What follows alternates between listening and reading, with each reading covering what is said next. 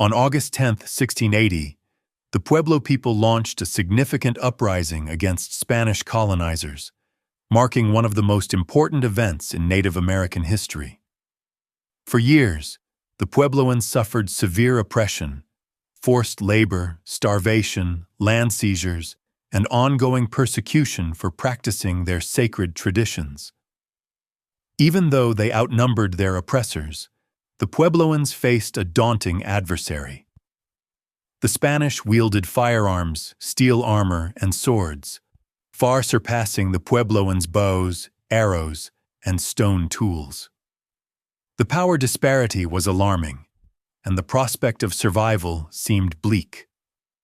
Continuous negotiations with the Spaniards only resulted in more suffering, leading Pueblo leaders to conclude that resistance was not just an option, it was essential for survival. Pueblo villages operated as independent nations, each distinguished by its own language and customs. Previously fragmented, they now faced a common threat and chose to put aside their differences, uniting as one entity. To appreciate the enormity of this historic revolt, we must trace back 140 years to the arrival of the Spanish in Pueblo territory. In 1540, Spanish conquistador Francisco Vázquez de Coronado embarked on an expedition into Pueblo lands, driven by the allure of gold, silver, and valuable resources. The Spanish crown's promise of extraordinary wealth fueled an unyielding quest for riches, land, and forced labor, a system of brutality that had already been well established in Spanish-controlled Mexico. Coronado's force of 2,000 men consisted of experienced Spanish soldiers and native allies coerced into joining. Their first target was the Zuni village of Hawiku. Anticipating the threat posed by the Spanish, the Zuni people swiftly moved their women, children, and elders to the Dawa Yalane sanctuary, a remote and defensible area. However, despite their efforts, Zuni warriors faced an overpowering force. Armed with steel swords, guns, and formidable war horses, the Spaniards had technological advantages that the Zuni could not match. The Zuni fought valiantly, but were ultimately outnumbered and outgunned. This initial violent confrontation began a prolonged and bloody conflict between the Pueblo tribes and Spanish invaders, where survival necessitated resistance at any cost. After taking the Zuni village, the Spaniards found no treasure, only dashed hopes. Frustrated but resolute, they pressed deeper into Pueblo territory. Representatives from Pecos Pueblo soon approached the Spaniards with a proposal, offering to guide them eastward to rival tribes known for raiding Pecos. Although sending the Spaniards away seemed a means to eliminate a serious threat, the Spaniards also brought with them valuable trade goods like horses, sheep, and steel tools, items that came at a significant cost. As Coronado's troops traversed the Rio Grande Valley, they encountered the Tewa communities who farmed its rich floodplains. Running low on supplies after depleting those taken from the Zuni, the Spaniards viewed the Tewa as a crucial source for sustenance. Coronado made a calculated decision. The Tewa's survival would be sacrificed for the Spaniards' needs. He commanded his men to set up a winter encampment, heralding a harsh chapter in Pueblo history. Determined to assert their dominance, the Spaniards expelled the Tewa people from Pueblo and transformed it into a military stronghold. Archaeological findings indicate that fierce clashes occurred as the Tewa fiercely tried to defend their territory. However, confronted with the Spaniards' overwhelming firepower, the Tewa, along with the Keres and Tewa pueblos, faced a harrowing dilemma: surrender or die. Initially, the Puebloans traded food and resources to stave off further violence.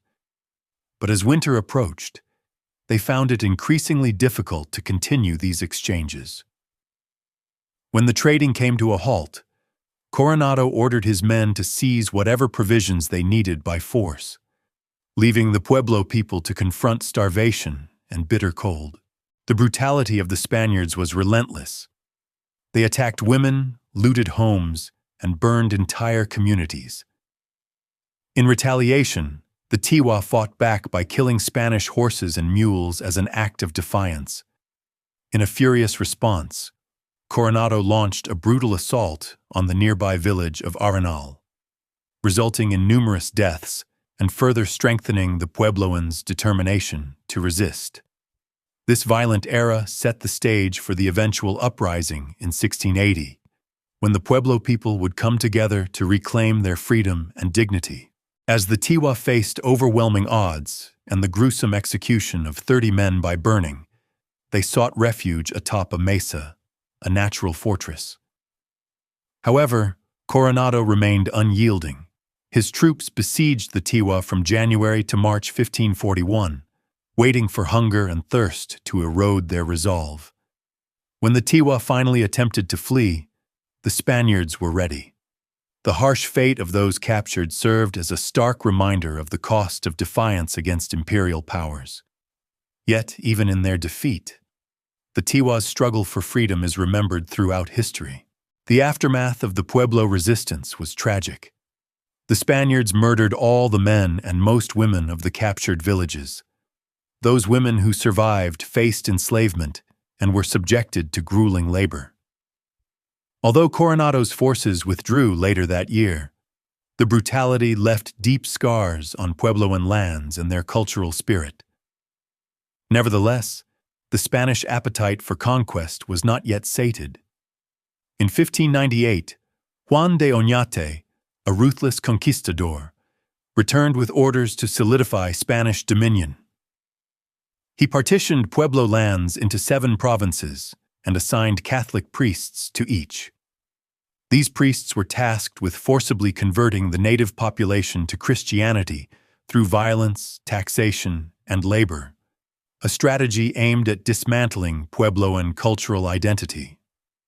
While some priests allowed limited cultural practices, the majority condemned Pueblo traditions as heretical. They attacked kivas, the sacred underground chambers vital for Pueblo social and religious life, and prohibited spiritual ceremonies. Sacred items were seized, and any resistance to conversion could result in execution or enslavement. Confronted with continuous oppression, the Pueblo tribes frequently rebelled against the Spaniards. Though they lacked adequate warriors and modern weaponry, these uprisings were often swiftly crushed, resulting in the execution or enslavement of resistors. By 1598, tensions reached a breaking point. Acoma Pueblo, a mountainous fortress, refused to comply with the food tribute demanded by the Spaniards. Their leader, Zutacapan, foresaw violent repercussions, but his people remained resolute in their resistance, fully aware of the Spaniards' vicious treatment of those who opposed them. Zutacapan sought a diplomatic resolution, yet when 17 Spaniards arrived at Acoma demanding food, the Puebloans stood firm in their refusal. Enraged, the Spaniards assaulted Acoma's women, triggering a fierce battle in which 12 Spaniards fell. Upon hearing of the conflict, Oñate ordered a full-scale assault, dispatching 70 well-armed soldiers to crush the resistance at Acoma. In January 1599, the Spanish launched a formidable assault on Acoma Pueblo. Out of an estimated 6,000 residents, around 2,000 were warriors. Despite their fierce defense, the Spaniards breached the fortress after 3 days of intense combat, using cannons to shatter Acoma's stone walls. The aftermath was devastating. 500 warriors, along with 300 women and children, lost their lives. The remaining 500 Puebloans faced unimaginable punishments. Men over the age of 25 had their right feet amputated and were enslaved for 20 years, while boys aged 12 to 25 and women over 12 were also enslaved for the same duration. The 60 youngest women were sent to Mexico City as slaves, intended as a brutal warning to nearby tribes. Additionally, 2 Hopi men had one hand severed and were released to serve as living symbols of the dire consequences of defiance. Even King Philip III of Spain was appalled by such extreme brutality. In 1606, Juan de Oñate was expelled from New Mexico and later called back to Spain due to his cruel actions. Though his power diminished, the devastation he wrought continued to haunt the Pueblo people. However, the spirit of resistance among them remained strong, laying the groundwork for future insurrections, including the Great Pueblo Revolt of 1680. The massacre at Acoma shocked neighboring Pueblo tribes and solidified their resolve to resist Spanish oppression. Fear spread swiftly as the news of Spanish brutality circulated widely. Despite their diverse cultures and languages, the shared experience of oppression began to forge a bond among the tribes. However, the situation did not improve even after Juan de Oñate was removed from power. Spanish Catholic missionaries escalated their efforts to eradicate Pueblo traditions, dictating the ways in which the people were to worship, marry, work, and live, all based on European customs. Traditional ceremonies were banned, and priests destroyed kivas, the sacred ceremonial structures central to Pueblo spirituality. One of the few officials who attempted to alleviate this repression was Governor Bernardo López de Mendizábal, who served from 1659 to 1660. He curtailed the power of the priests, prohibiting them from forcing Puebloans into unpaid labor and recognizing their rights to perform sacred dances and rituals. Unfortunately, his reforms were short-lived. The Spanish Inquisition charged him with heresy and convicted him on 33 counts of misconduct, falsely accusing him of practicing Judaism. After his removal, the priests resumed their oppressive practices, deepening the suffering of the Pueblo people. By the 1660s and 1670s, severe drought and intense heat transformed Pueblo lands into desolate wastelands. With failed crops and dwindling food supplies, entire communities faced starvation. The Apache, Navajo, and Comanche tribes, driven by hunger, began to raid the Pueblo for whatever little resources remained. If they found no food, they kidnapped men, women, and children to sell into slavery in exchange for provisions. Even in years of good harvest, the Spaniards confiscated everything, leaving the Puebloans to endure starvation through the winter. Trapped between the oppression of the Spaniards on one side and the threat of raiding tribes on the other, the Pueblo people faced unimaginable hardships. Despite the darkness surrounding them, a glimmer of hope remained. The seeds of resistance had been sown, waiting for the right moment to flourish in their quest for freedom. That moment would arrive in 1680. By the late 1600s, the Pueblo population, once estimated at 40,000 to 80,000, had plummeted to about 15,000 due to war, forced labor, famine, and European diseases. Their plight was exacerbated by a prolonged drought, which the Puebloans believed resulted from the suppression of their spiritual practices. In 1675, Spanish Governor Juan Francisco Trevino ordered the arrest of 47 Pueblo medicine men, accusing them of conspiring to rebel. 4 of them received death sentences, 3 were hanged, while the 4th took his own life rather than endure Spanish brutality. The remaining prisoners were whipped and enslaved. This sparked outrage among the Pueblo, and 70 warriors surrounded the governor's office in Santa Fe, demanding the release of their religious leaders. Trevino, already stretched thin due to Apache and Navajo raids, reluctantly agreed to their demands. One of the leaders released was Popay, a Tewa medicine man from San Juan Pueblo. His early life is shrouded in mystery, but historians believe he was born around 1630. Having witnessed decades of oppression and suffering, Popay emerged as a fierce and visionary leader who commanded both respect and fear. After his release, he withdrew to the isolated Taos Pueblo, renowned for its steadfast resistance to Spanish domination. From this stronghold, he began plotting a rebellion with a clear objective: to drive out the Spaniards, obliterate their influence, and revive Pueblo traditions. Over the next 5 years, Popay secretly traveled to 45 pueblos, forming alliances among leaders despite facing cultural and linguistic challenges. His initiative was unprecedented in Pueblo history. In a drastic move, he even killed his son-in-law, Nicolas Bua, out of suspicion that he might betray the cause.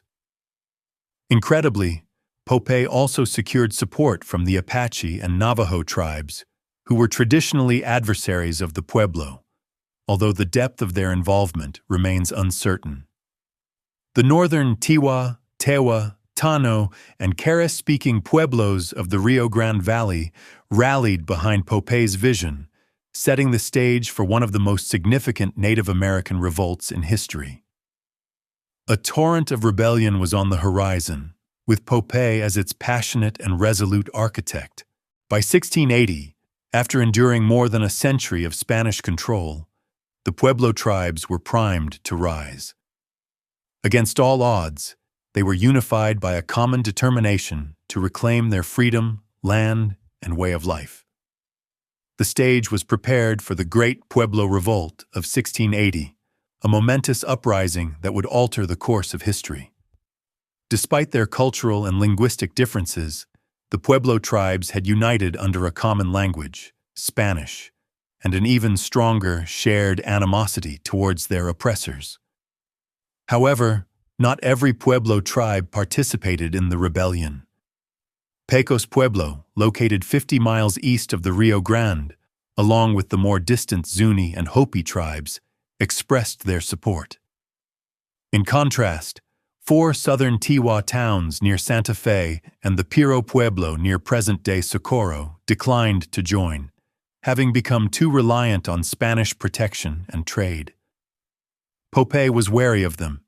He kept his plans confidential, trusting only his most reliable allies. Operating from Taos Pueblo, he meticulously coordinated the uprising. The date was set for August 11, 1680. Popay dispatched runners to every pueblo, each carrying knotted cords. Each leader was instructed to untie 1 knot each day, signaling the countdown to the rebellion. The directives were clear: burn the churches, kill the priests, and expel or eliminate all Spaniards. The strategy involved first targeting isolated Spanish settlements before converging on Santa Fe for the decisive strike. However, 2 days before the planned uprising, southern Tewa leaders betrayed the plan. On August 9, 1680, the Spaniards captured 2 runners and tortured them until they disclosed the significance of the knotted cords. Although the Spaniards were now aware of the impending threat, they found themselves drastically outnumbered. With a population of 2,400 spread across vast lands, they had only about 170 soldiers in Santa Fe, their last significant stronghold. Understanding that the advantage of surprise was lost, Popay quickly sent new runners with instructions to initiate the rebellion 1 day early. Even with the plan compromised, the spirit of resistance was already igniting. The Pueblo Revolt of 1680 was on the verge of erupting with unexpected intensity. Despite Popay's attempts to issue new orders, the Acoma, Zuni, and Hopi Pueblos, located far from Taos, did not receive the updated information. Unaware of the early start, they rebelled 1 day late on August 11, 1680. However, their delayed response was executed with remarkable precision, as they seized Spanish horses and blocked key roads to Santa Fe, hindering the Spaniards' chances of escape or reinforcements. Simultaneously, on August 10th, the Tewa, Tewa, and Keresan-speaking pueblos, along with Apache tribes, launched a coordinated attack on Spanish settlements throughout New Mexico. By August 13, 1680, every significant Spanish settlement in the province had fallen to the Pueblo warriors. The Spaniards were overwhelmed, and the survivors were forced to retreat towards Santa Fe. Governor Antonio de Oterman gathered the remaining colonists and readied them to defend the capital with the 170 soldiers left at his command. As 2,500 Pueblo warriors approached Santa Fe, nearly 1,000 Spanish refugees sought shelter in the governor's palace. However, food supplies dwindled and water grew scarce. The siege became unrelenting. At the same time, over 1,000 Spanish survivors from Rio Abajo, led by Lieutenant Governor Alonso Garcia, had assembled at Isleta Pueblo, situated 70 miles south of Santa Fe. However, both groups were unaware of each other's presence, leaving them isolated and vulnerable. On August 21st, faced with desperation, Governor Otermin ordered a final counterattack. His forces broke free from the governor's palace and launched a fierce assault against the Pueblo warriors. While they managed to drive back the attackers, it came at a significant cost in casualties. Their only option now was to retreat to the south. The survivors from Santa Fe embarked on a grueling march towards safety, during which they eventually made contact with the group from Isleta Pueblo. After a brief regrouping in Socorro, the entire caravan of refugees continued their arduous journey toward El Paso del Norte. The Pueblo warriors shadowed the Spanish survivors all the way, keeping their presence felt without launching any attacks. The Spaniards finally reached El Paso on September 27, 1680, marking the conclusion of one of the most remarkable retreats in colonial history. The Pueblo revolt of 1680 had fundamentally disrupted Spanish authority in the region. The Spaniards lost over 400 colonists, including 21 out of 33 Catholic priests, while the Pueblos celebrated a significant victory. For the first time in almost a century, the Pueblo people were liberated from Spanish oppression. The revolt remains one of the most successful Native American uprisings in history, reflecting the resilience, unity, and determination of the Pueblo people. The Pueblo people also suffered significant losses in lives, but for the first time in over a century, they were liberated from Spanish domination. A remarkable victory that marked the most successful Native American uprising in North American history. They reclaimed their land, culture, and identity, if only temporarily. The Pueblo Revolt of 1680 dealt a severe blow to the Spanish Empire, resulting in the deaths of 400 Spaniards, including 21 of the 33 Catholic priests. Nevertheless, 2,000 Spanish survivors managed to escape, withdrawing southward to El Paso del Norte. In the wake of the revolt, Popay emerged as the undisputed leader of the newly formed Pueblo Alliance. Alongside Alonso Catiti and Luis Tupatu, he traveled from village to village, reviving Pueblo traditions and eliminating all remnants of Spanish authority. Under Popay's leadership, they reconstructed their sacred kivas, dismantled crosses and churches, and burned Christian artifacts. His directives were strict and unyielding, aimed at expunging every trace of colonial influence. However, many Puebloans resented his authoritarian rule. Some had converted to Christianity or had Spanish relatives they didn't wish to abandon. The Pueblo tribes, accustomed to their own independent governance, resisted Popay's rigid leadership. By 1682, he was ousted, but was later re-elected shortly before his death in 1688. Following Popay's removal, the Pueblo Confederation fell apart, leading to a resurgence of internal divisions. For 12 years, the Pueblo managed to fend off Spanish forces, thwarting attempts to reclaim New Mexico in 1681 and 1687.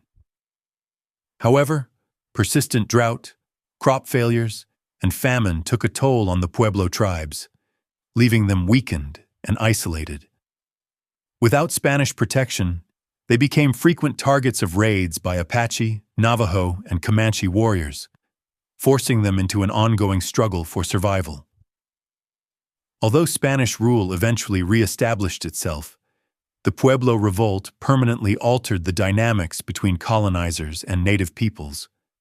The Pueblo had demonstrated that freedom was attainable, even if briefly. Their legacy of resistance would echo through the generations. Popay's spirit lived on. His fight for liberation became a lasting emblem of native resilience. By 1692, the Spanish crown was eager to reclaim New Mexico, appointing General Diego de Vargas as its governor.